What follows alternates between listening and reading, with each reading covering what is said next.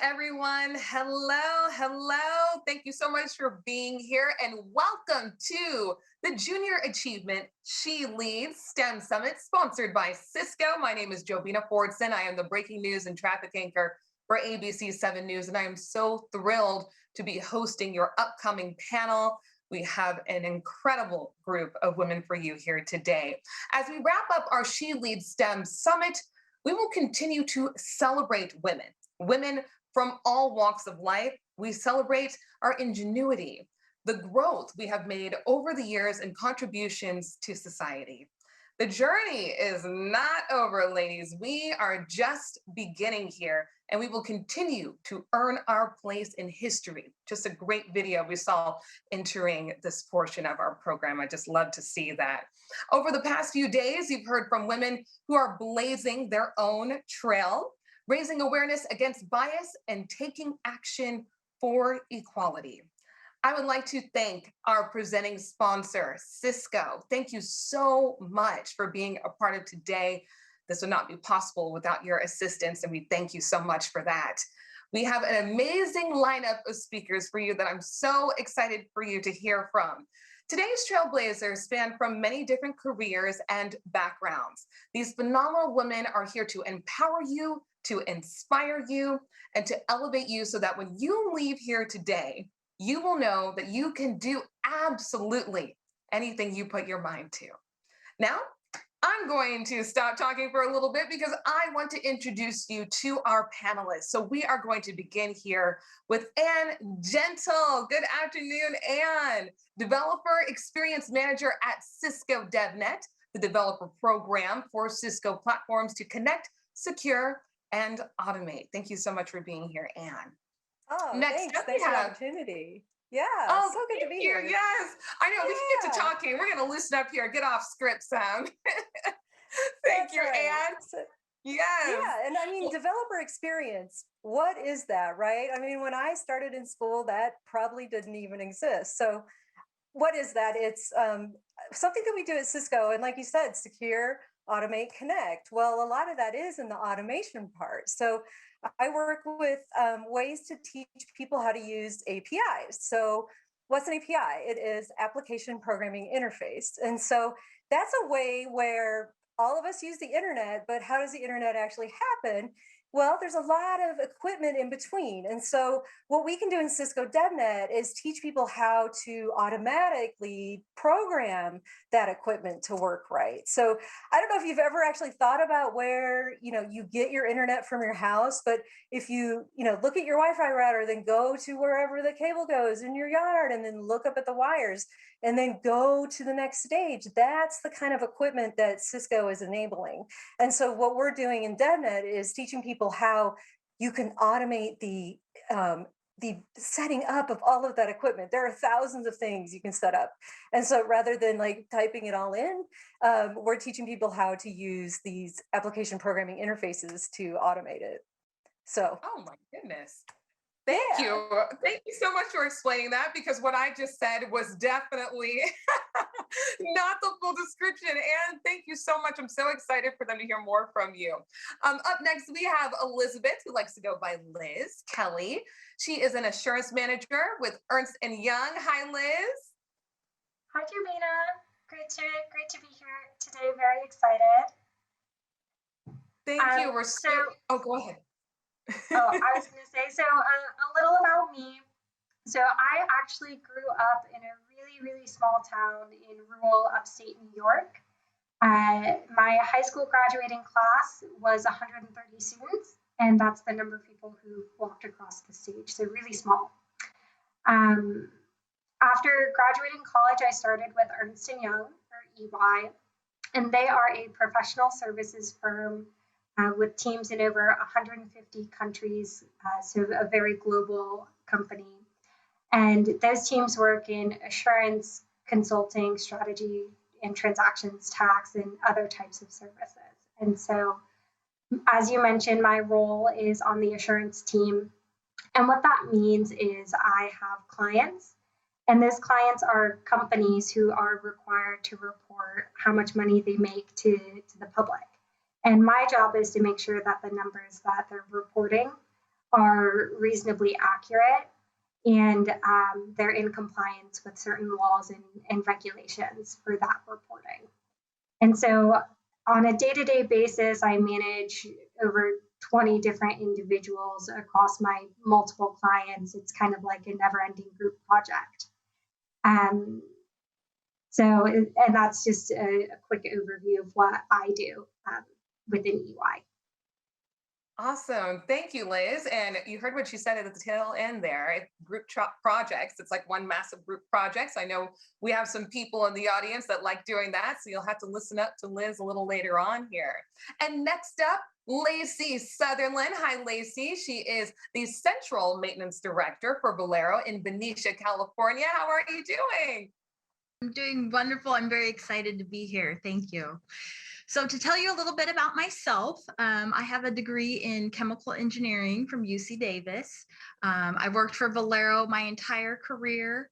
And Valero is a traditional, it's an energy company, but I work at the Benicia refinery, and we manufacture here traditional transportation fuels.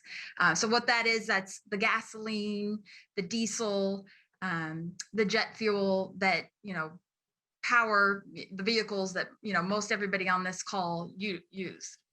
And my current role as the Central Maintenance Director, what that means is to be able to process those fuels, it takes a lot of equipment to be able to do that. And that equipment takes a lot of maintenance. So all the craftspeople that actually perform the work here at the refinery, the electricians, the instrument technicians, the people that perform the maintenance on the pumps and compressors, which are the pieces of equipment that actually transport the gases and liquids from one part of the facility to the other, as well as the welders and mechanics. So there's, a ton of craftspeople here.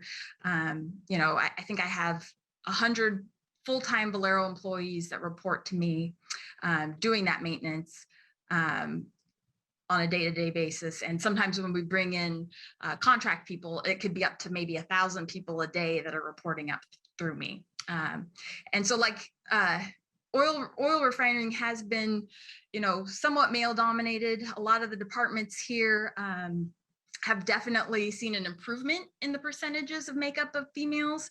But the one thing that I wanted to highlight is our maintenance department is still primarily male. I'd say about 95%. And that's something that I did want to get into a little bit later is, some of the struggles that I have on a day-to-day basis and how I deal with that. So I really had to put it out there that I was really interested in this opportunity as part of my career because, it is, I think out of the Valero circuit, I think I'm the first female maintenance director at any of the facilities. So that has been kind of an exciting role for me here to be the first. That's incredible, Lacey. Thank you so much. And we have another first coming up right here, Rayshonda Madison. She is the head of diversity and inclusion at Invitae. And if I remember correctly from our rehearsal, Rayshonda, you were telling me that this role did not exist before you. It didn't. That's so true, Jovina. First, I want to say thank you so much for having me. I'm super excited to be here today.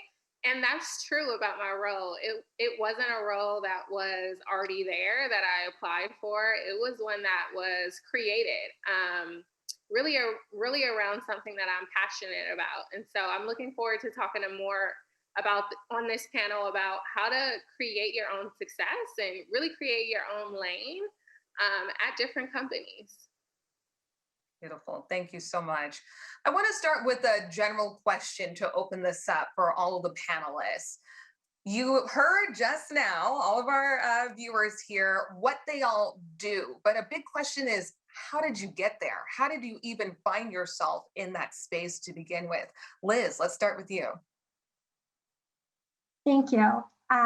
So in terms of where I got to where I am today, I would say it's definitely been a journey, and definitely different people along the journey have led me here, starting with my mom, who really pushed me to go to college, my guidance counselor and teachers helping me find a field that I was interested in, which is accounting.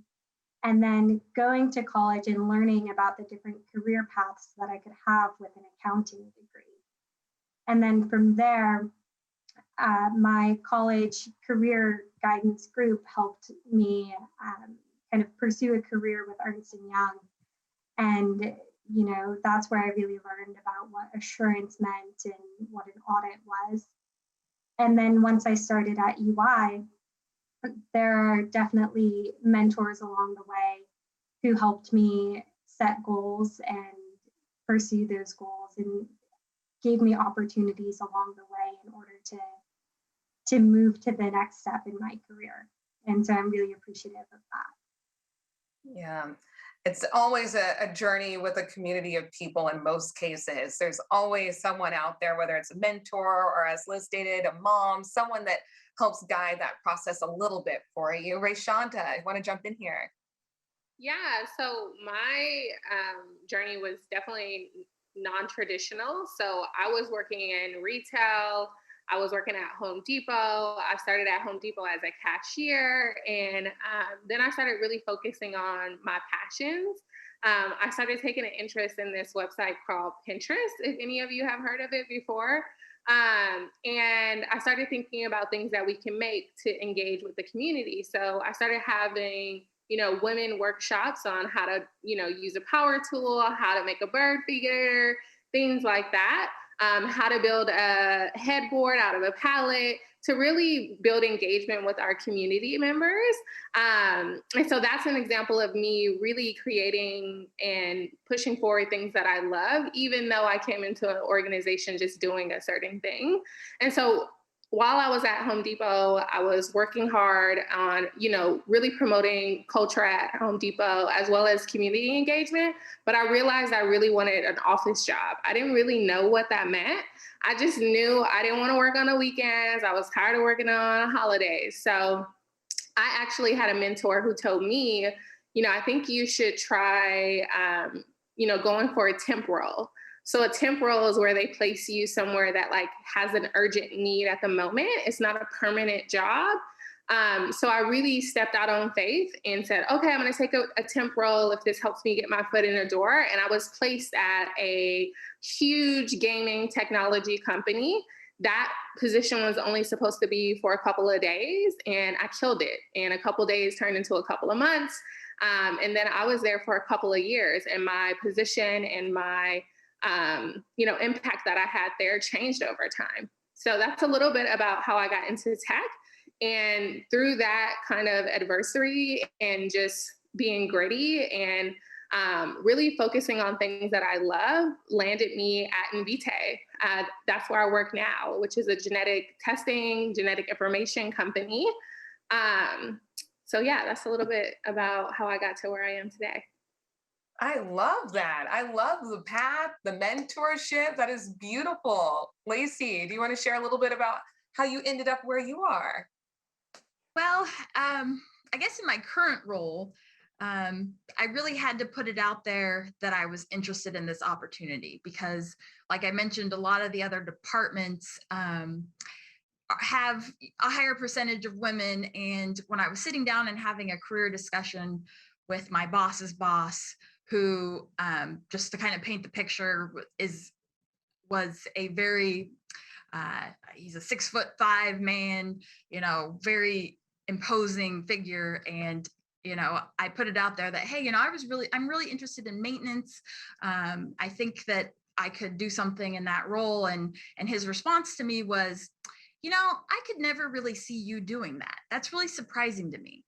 And I think I was a little taken aback by that. And I think it actually inspired me to really push harder and kind of be a little bit insistent. And then when the role came up and he thought about it a little bit harder, which I do have to really give him credit that, he apologized and really said, I didn't realize it at first, but once you really put it out there, I realized you could do the role. And just because you weren't the typical fit and the typical person that we see, why not bring some diversity to this role?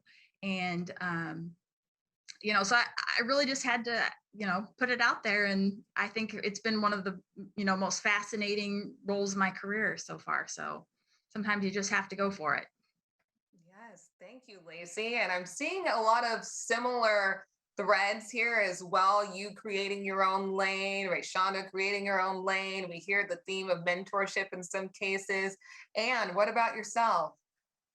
So I'm a huge fan of internships. I have a chemistry undergrad degree, and probably in my senior year, I did a summer internship where I was actually in a chemistry lab, teaching actually doing testing with, testing equipment that was pretty sophisticated.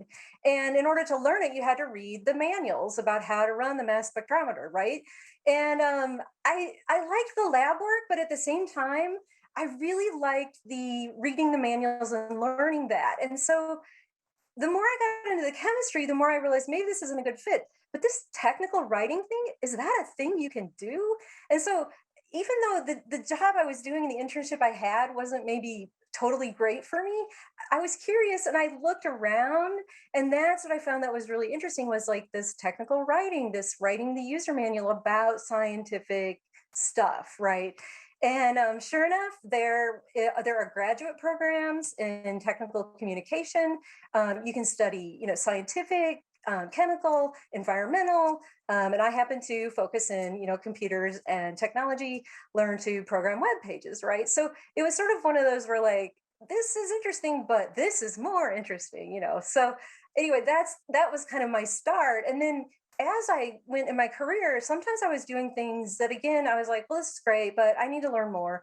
How can I do that? And so, what I have found really helpful for me is I could volunteer in open source projects. So, there weren't really internships after I was in the working world, but I was like, how are people doing that? How are people doing that? And, so the more questions I asked, the more I found, well, actually, open source is a really good way to investigate and try things out. And, I was able to try out using wikis for technical writing, and wrote a book about that. And then my most recent is using GitHub and developer techniques for technical writing. So all along the way, I've kind of asked questions and found a way to experiment, basically, while still in a job. So that's been really, really fascinating to get me along the path, right? Yes, congratulations also, by the way. That's amazing. And I thought you raised an incredible point about internships. And internships can help you realize what you like and also what you don't like. And both are very beneficial in the long run. This next question is pointed towards Anne and Lacey. And Anne, I'm going to come back to you first on this one. I'd love to know a woman in your life that has either empowered you or helped you realize your potential. Sure, I can go. I have a good friend who is actually a life coach.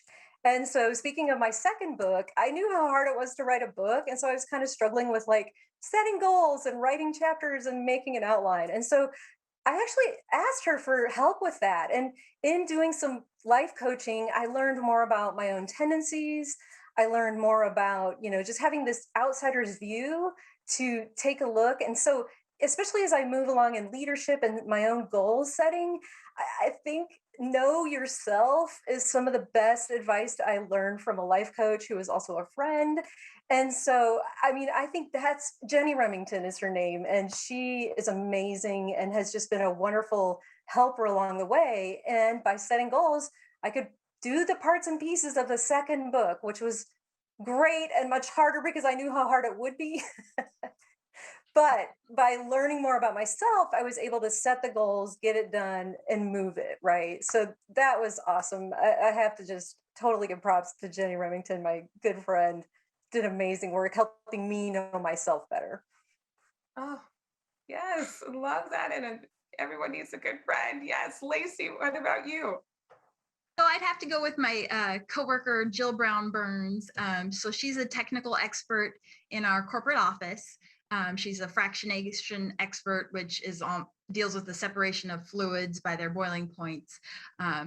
But she's also taken a very large role in our recruiting process, because as a lot of companies struggle with, the upper levels of management, the diversity, there, how do you get to the point of having a lot of diversity in your upper roles if you're not recruiting the type of candidates that you want to be able to promote at some point? So she's really focused on getting that pool of applicants to be very diverse. And one of the things she did a couple of years ago was a women in engineering video to highlight in March during their recruiting events. And so she had me participate in that video.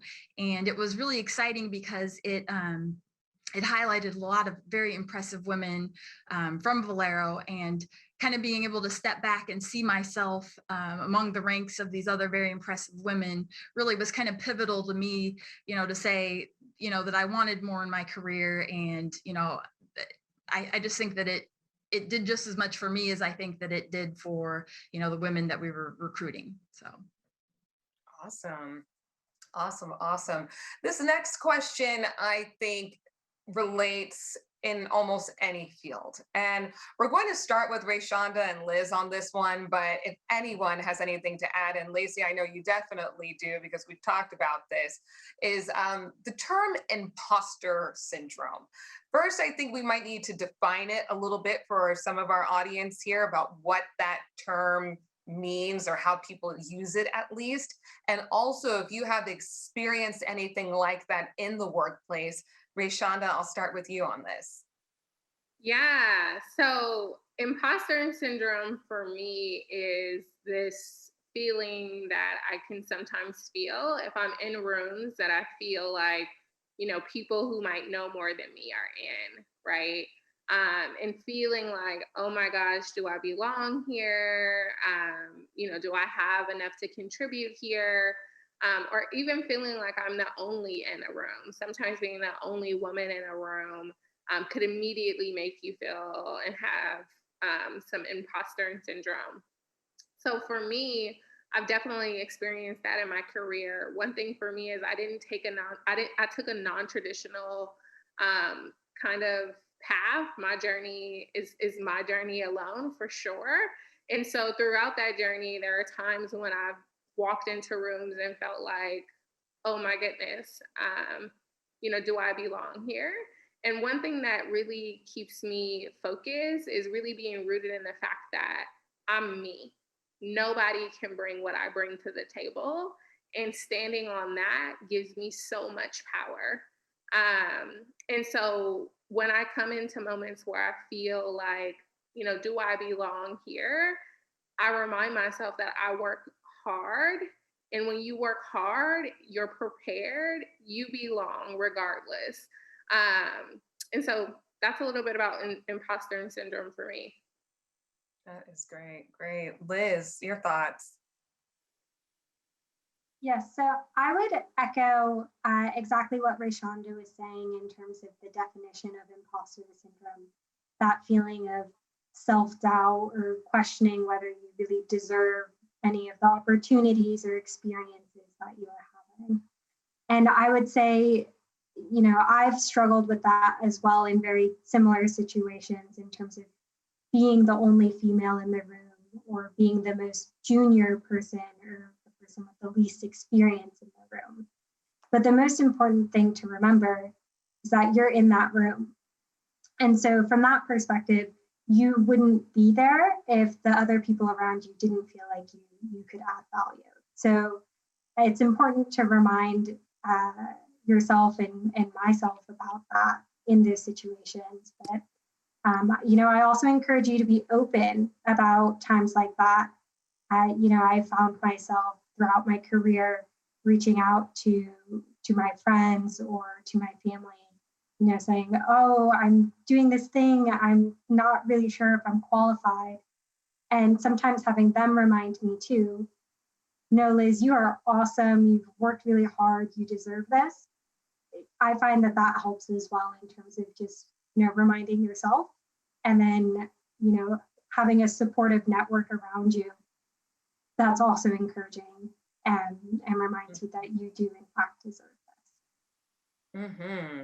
And that it can happen. I like that you mentioned it can happen at any point in your career. you can excel and get so far within a company, and then that feeling can sometimes creep back. Lacey, I know you've had some brushes with this. I'd love for you to touch on it for the group. Yes. So I definitely felt this, when I first started my career. And then definitely, had a number of years where I felt a lot of confidence. But with my current role, I felt that the imposter syndrome, the doubting, really came back a little stronger than it had. I think that the other ladies did an excellent job of defining, imposter syndrome. So with that, I worry about, oh, I don't know how to weld. I don't know how to, nobody would ever want me to wire anything up here in the refinery. I don't know those type of details. And sometimes I'm sitting in these meetings where I'm the only woman in the meeting and I don't know those details, and I start doubting myself, and I have to stop and remind myself, well, why did I get this job? When I was promoted to this role, everybody knew that I didn't have those skills. I got the job because I'm a good leader. I got the job because I'm a good communicator. And I think the fact that Valero really values diversity, and my coworkers like to remind me of that, so what Liz was saying about relying on your mentors and your network to help remind you, what are your assets and what is it that you bring to the table, I think can help, when those doubts start to creep in. Yes. Anne, what are your takeaways on this? I oftentimes find myself the only person. I was voted to be on a technical committee and the only woman on this technical committee. I was a panelist. We were in Hong Kong at this big conference and meeting on the panel, taking questions from the audience. And even though I was feeling like an only, a person in the audience asked, here we are in Hong Kong, yet there's no representative who looks like me on the technical committee. What are you doing about that? And I just froze, because here I was the only, and yet I didn't have a good answer. And so over the years, imposter syndrome has turned into something for me where it's not about me anymore. It's about who are the other onlys and how are other people feeling about the situation? Because we think about ourselves a lot, right? And it's not just gender-based. It could be anything that makes someone feel different. And that's my first thought, is how frozen I felt in that moment and how much work I've done since to try to feel like I know what to do next or how to not freeze, right? So, it's something I work on constantly, just getting that other perspective. I'm sure I'm the only often, but lots of other people are feeling that too. Oh, that's great, Anne. And touching on that point of that, it's not always gender based. Sometimes it's race, Right. sexual orientation, maybe where you went to school. Maybe you didn't go to the said university that everyone else did. I mean, there are so many things that people use to divide others or make people feel that otherness. I love that you all talk about the supportive networks because that's important. And coming up later on, our keynote speaker, Shakia McDowell, she shared an article with all of us talking about imposter syndrome and where it kind of derived from, and that it's really based off of that white males are running this workplace. Well, look at this screen here, everybody. We have a diverse group of women that are doing all sorts of incredible things in their respective fields. So they're rocking it. That's the main point. Which brings me to my next one. This has been a challenging year, 2021, but I'm really talking about 2020, but it all feels like it's just one long, never ending time that we're in right now. And that has made work, I know for each of you, quite challenging. I'd love for you to each share some takeaways. Lacey, what have you learned and taken away from this whole experience over the last year? I'd say I really just am trying to focus on the positive where I can and not the negative. You know, having a very high stress job, I like to spend a lot of time exercising, and with gyms closed, my yoga classes shutting down, I haven't been able to have that stress outlet. And so rather than focusing on how bummed I am about that, what I've really tried to do is, visit all the hiking spots and parks in the Bay Area with my kids, and really try to enjoy that. So, really just focusing on the positive, and that's given me an opportunity I really hadn't made time for before. Oh yeah. Rayshonda, what about you? Yeah, this is a good question. I was tossing and turning about this because I'm like, what were some key ones? So I would say for me, 2020, like, some key takeaways for me was definitely resilience.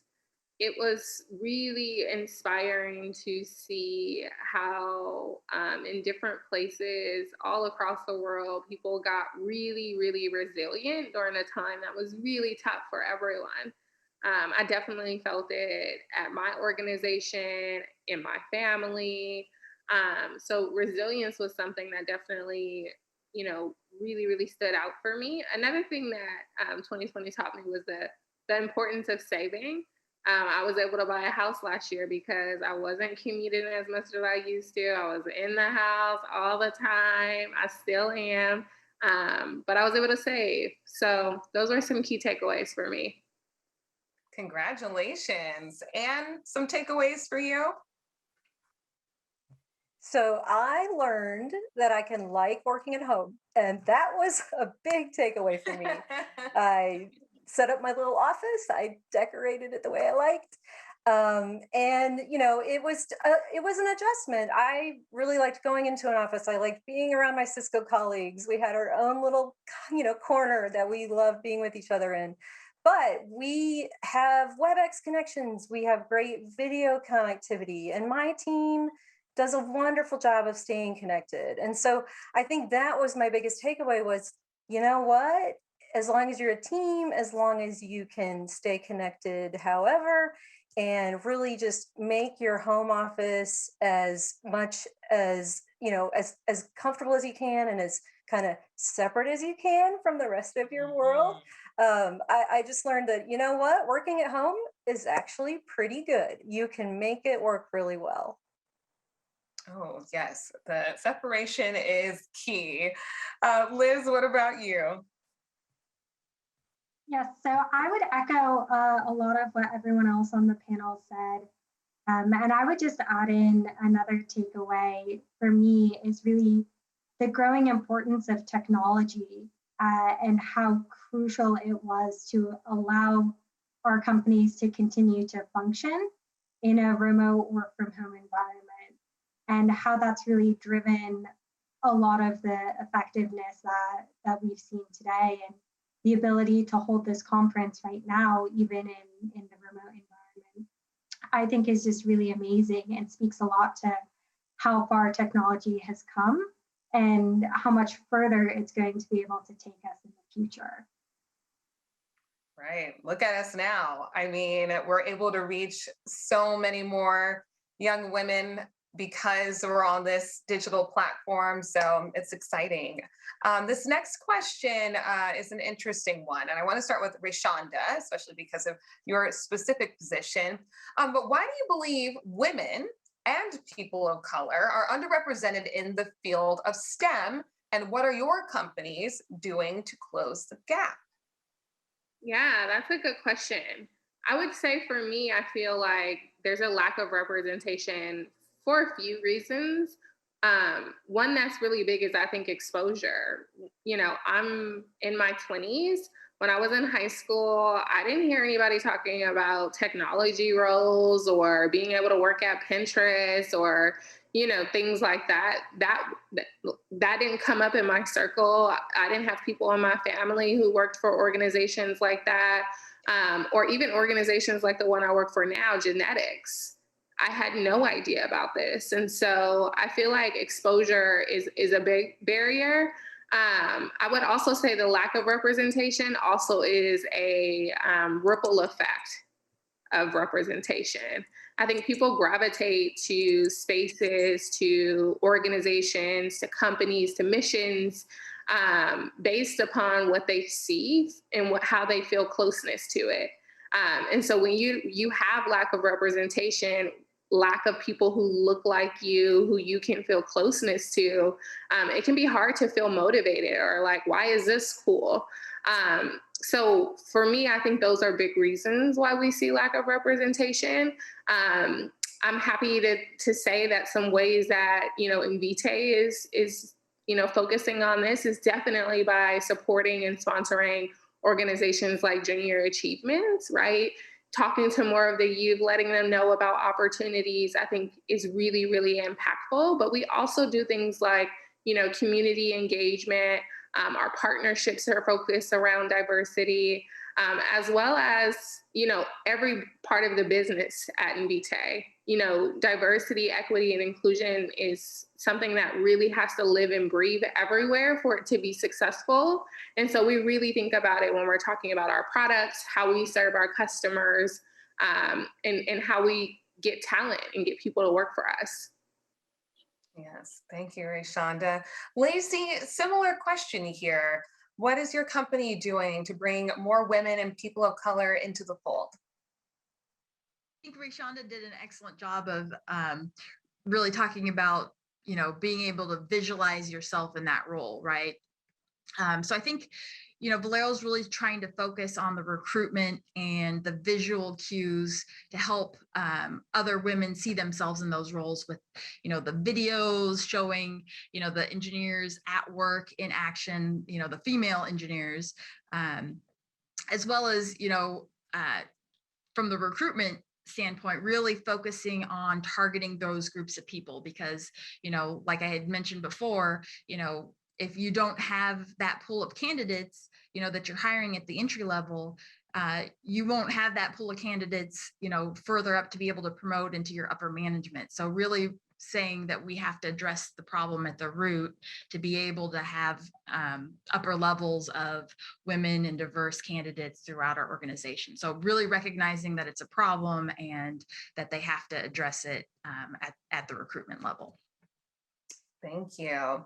This next question is for Anne and Liz, and we have so many female students watching today, soaking in what you all are talking about, and maybe it's piqued some interest from a few students.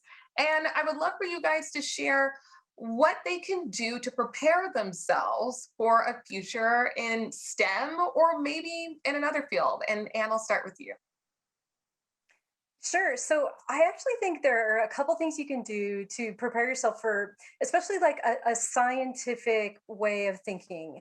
And that is, and it'll sound strange at first, but learn how to learn.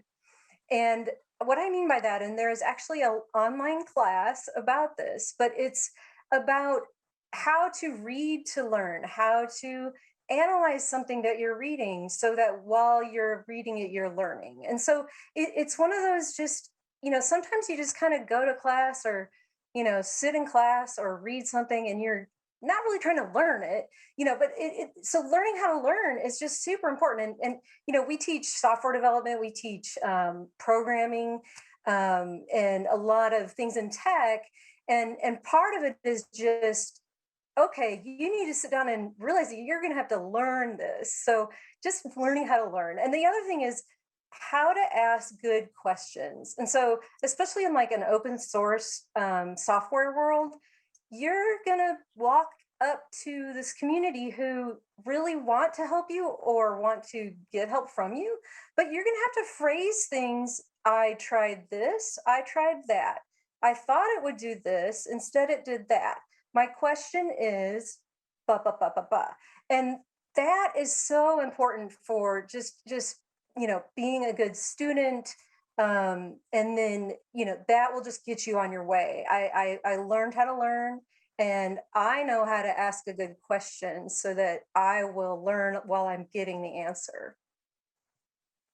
That's a very, very good point. Thank you, Anne. Liz, what do you think? Anything they can do to prepare for a career in STEM or maybe a different field altogether? Sure. The advice that I would give is to look and seek out those opportunities. So in terms of STEM, the class I took in high school was an elective. And there are opportunities out there in high school and even programs outside of high school, such as the Junior Achievement Company program. And those programs and electives allow you to have more exposure and opportunity as you look towards those career fields. And the more experiences you have, the better. And some may be positive, some may be negative, but they'll provide you with that exposure and opportunities throughout your career and throughout your preparation for your career to really prepare you for whatever role it is that you choose to take on. Thank you both for those answers. Really great information. And I have my last question here for the panelists before we get to our keynote speaker. And this is for everyone. And I will start with Lacey on this. How do you mix your life and work together? I think you have to really love what you do, right? So I think this is where, you spend a lot of hours during your adulthood at work. So really having a passion for that. And that's where I think, when you have the opportunity to experience different internships, different opportunities, because the negative experience are almost just as important, if not more so, than the positive ones, because then you get a sense of, oof, this is not what I want to be doing for the majority of my adulthood. So really have as many experiences as you can to really dive into that so that you can really enjoy what you're doing, and then it won't really seem like work. So that's my advice. Yes. We want work that doesn't feel like work. Definitely. Rayshonda, what about you? I'm not quite there, Lacey. My work still feels like work, even though I love it. So I would say,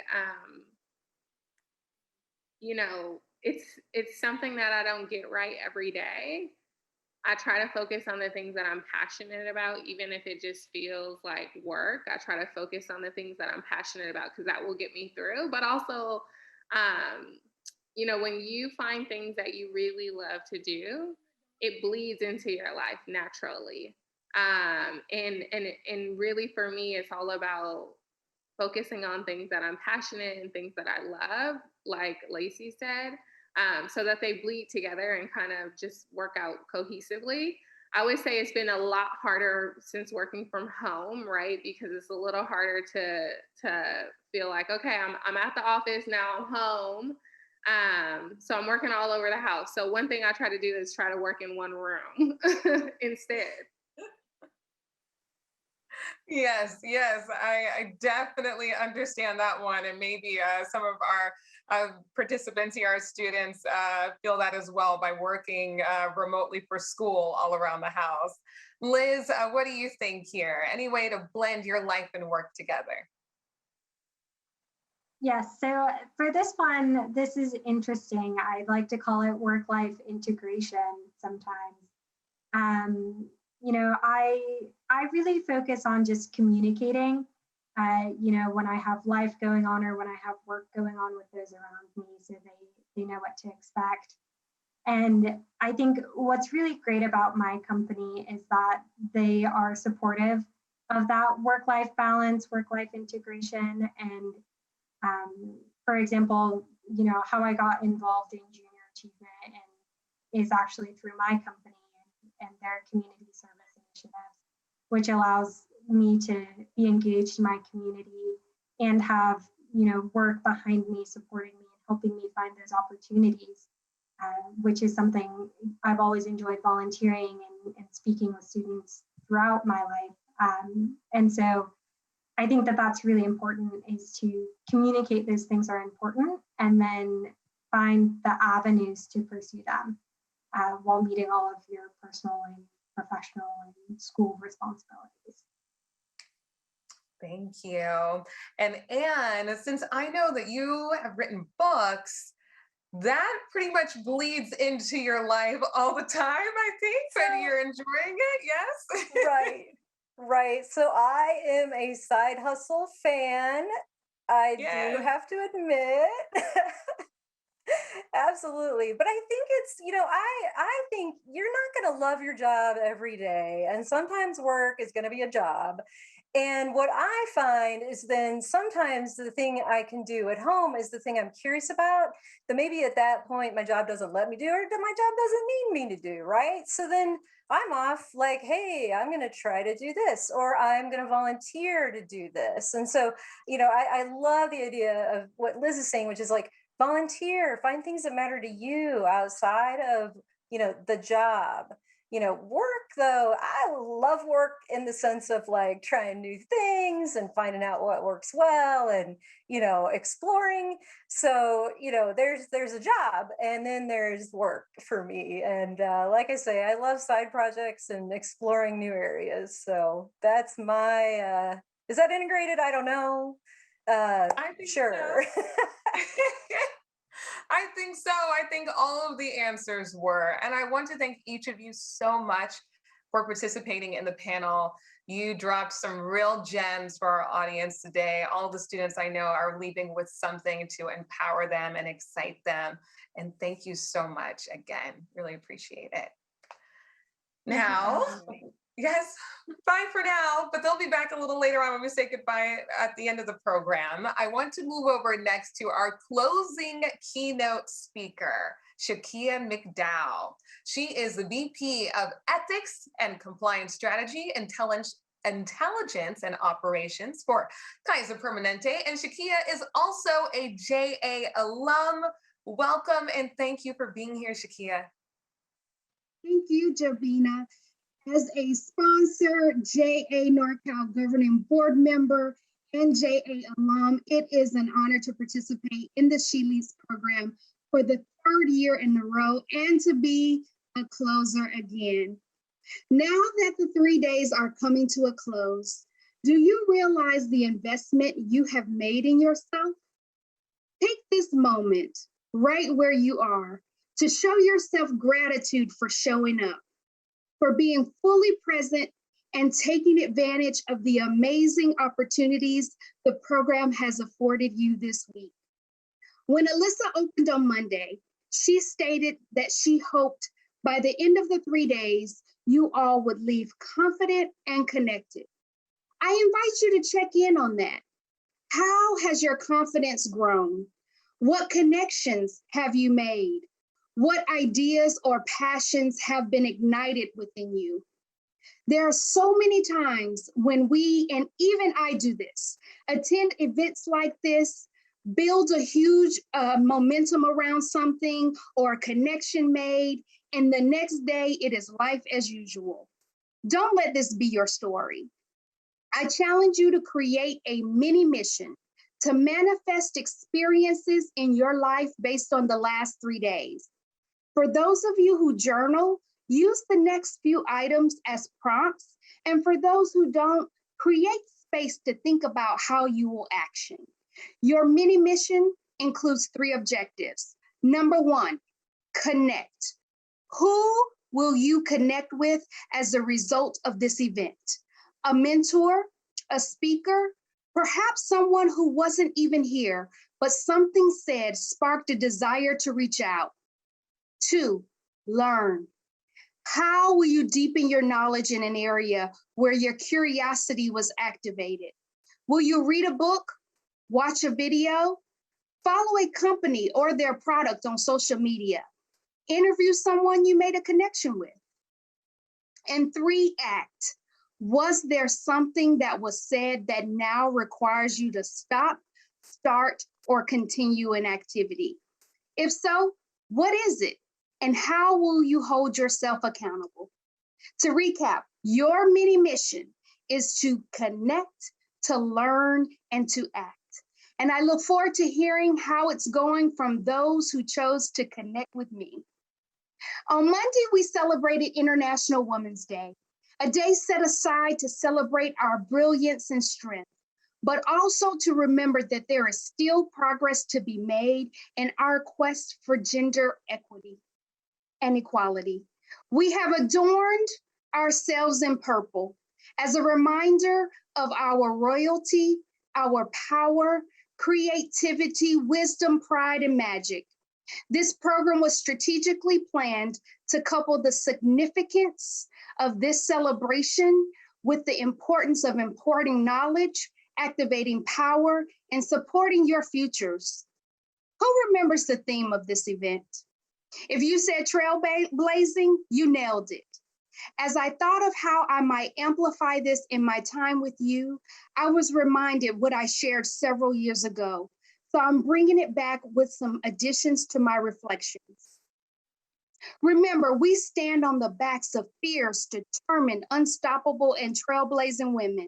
With each, you will take something powerful away. The women in my family instilled in me that I am strong because of and not in spite of. Maya Angelou taught me that I was a phenomenal woman. Even though my power may offend others, I will rise. Gloria Steinem compelled me to fight for my rights and be the change I want to see. Brene Brown reminded me that it was okay to be vulnerable and to stop shaming myself for my actions and decisions. Beyonce gave voice to my alter ego. Justice Ruth Bader Ginsburg showed me what it means to never give up. Michelle Obama encouraged me to go high when they go low. Oprah educated me on the power of a brand. Hillary Clinton showed me grace in losing. Laura Ulrich told me well-behaved women never make history. Cardi B gave me the courage to look anyone in the face and say, well, just about anything. But truthfully, don't underestimate me. Lizzo reminded me that the size and shape of my body does not impact my power. Glennon Dole gave me a mantra that I can do hard things. Elizabeth Gilbert inspired me to unlock my creative. And last but certainly not least, Vice President Kamala Harris let me know that I might be the first, but I won't be the last. If you had an opportunity to attend my workshop earlier, you know we talked about another theme we have heard, which is living your life authentically.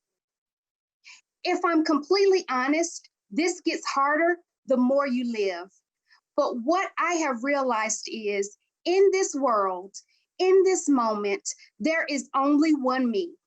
And I have been put here for a reason, but only for a season.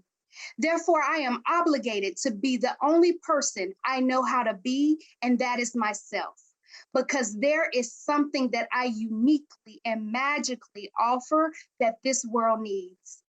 The quote from Terry Williams that I ended my workshop with was, if we can get to a place where we show up as our genuine selves and let each other see who we really are, the awe-inspiring ripple effect will change the world.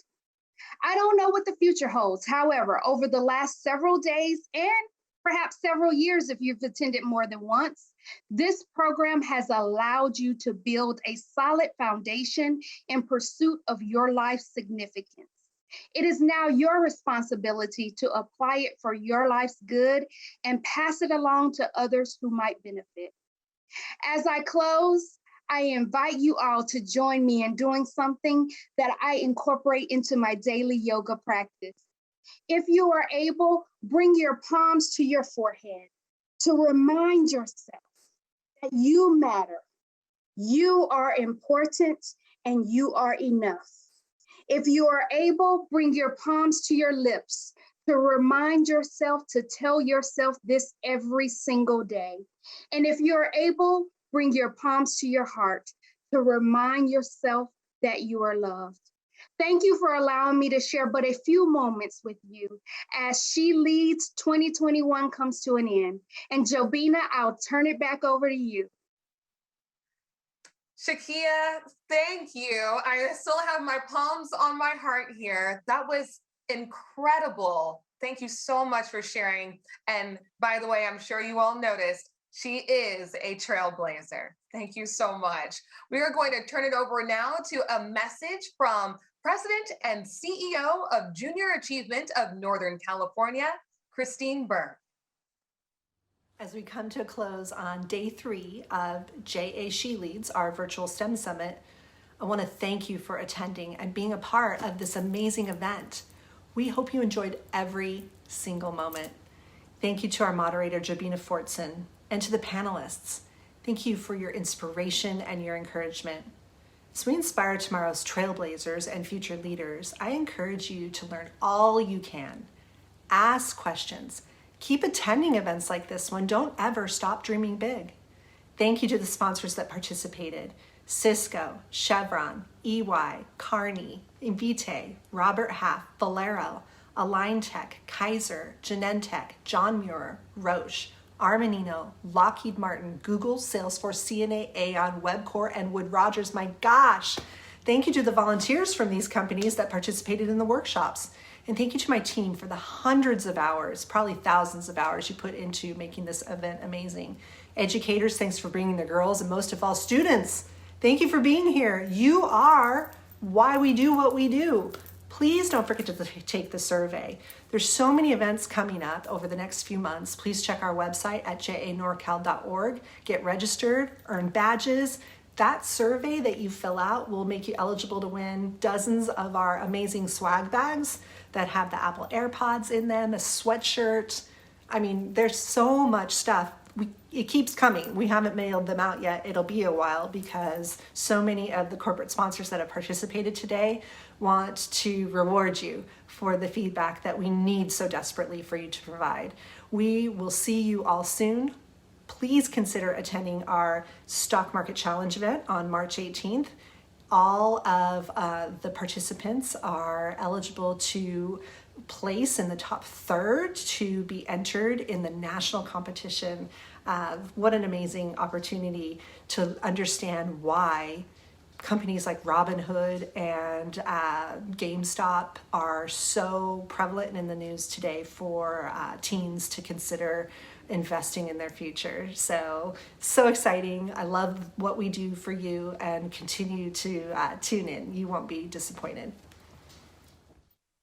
I am going to echo Christine here and say thank you all for attending. And also, don't forget, students, to take the survey. We have a QR code available here. You can see it on the screen, so you can scan that and you will be entered into a drawing to win an amazing student swag bag, all right? And educators and mentors, please take the time to complete the survey as well by hovering over the QR code on the screen. And you can also find the link to the survey in the chat as well.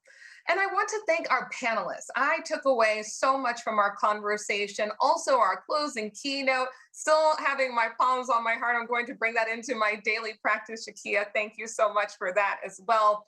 Also, we want to thank our workshop hosts, our mentors. This has been an amazing She Leads STEM Summit, and I'm so happy you all were able to attend.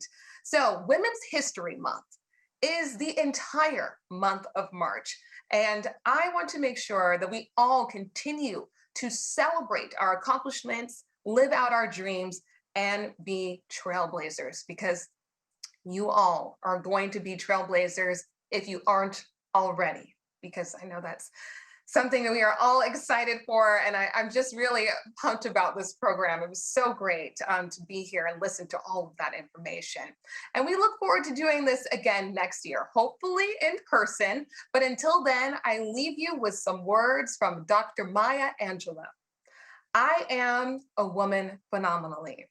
Phenomenal woman, that's me. Enjoy the rest of your day. And again, thank you for being here.